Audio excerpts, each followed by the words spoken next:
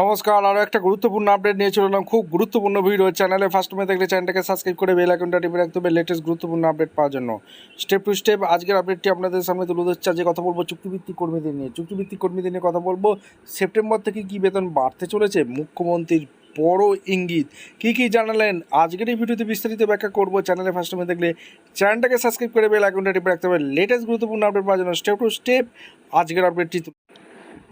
নমস্কার, রাজ্যের এনএইচএম বা জাতীয় স্বাস্থ্য মিশনের চুক্তিভিত্তিক কর্মীদের জন্য একটি বিশাল বড় আপডেট। অবশেষে মুখ্যমন্ত্রী শুভেন্দু অধিকারী মহাশয়ের সাথে দেখা করলেন এনএইচএম কর্মীরা। তাদের মূল দাবি দুটো ছিল, স্থায়ীকরণ এবং বেতন বৃদ্ধি। বৈঠক শেষে কী মিলল জানলে আপনিও চমকে যাবেন। মুখ্যমন্ত্রী শুভেন্দু অধিকারী মহাশয় কর্মীদের স্পষ্ট জানান, মাত্র 15 দিনের এই নতুন বিজেপি সরকার এখনই সরাসরি স্থায়ীকরণ করতে পারবে না, কারণ হঠাৎ সব পদ স্থায়ী করে দিলে রাজ্যের নতুন ছেলেমেয়েদের স্থায়ী চাকরির সুযোগ এবং নতুন নিয়োগ পুরোপুরি আটকে যাবে। তবে চুক্তিভিত্তিক স্বাস্থ্যকর্মীদের জন্য রয়েছে এক মস্ত বড় সুখবর।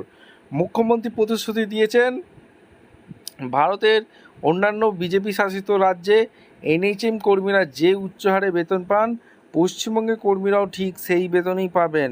আর এর জন্য ডেডলাইনও পাকা হয়ে গেছে। আগামী 22শে জুন রাজ্যে বাজেট পেশ হতে চলেছে, আর আগামী সেপ্টেম্বর মাস থেকে এই বর্ধিত বেতন কার্যকর হতে চলেছে। সরকারের এই সিদ্ধান্ত হাজার হাজার স্বাস্থ্যকর্মী পরিবারের খুশির হওয়া। এই ঐতিহাসিক সিদ্ধান্ত নিয়ে আপনার মতামত কি কমেন্ট করে অবশ্যই জানাবেন। তাই এই ধরনের সমস্ত ব্রেকিং আপডেট, চুক্তিভিত্তিক কর্মীদের খবর পেতে চ্যানেলটাকে সাবস্ক্রাইব করে বেল আইকনটা টিপে রাখুন। দেখা হচ্ছে কোনো পরবর্তী ভিডিও। ধন্যবাদ।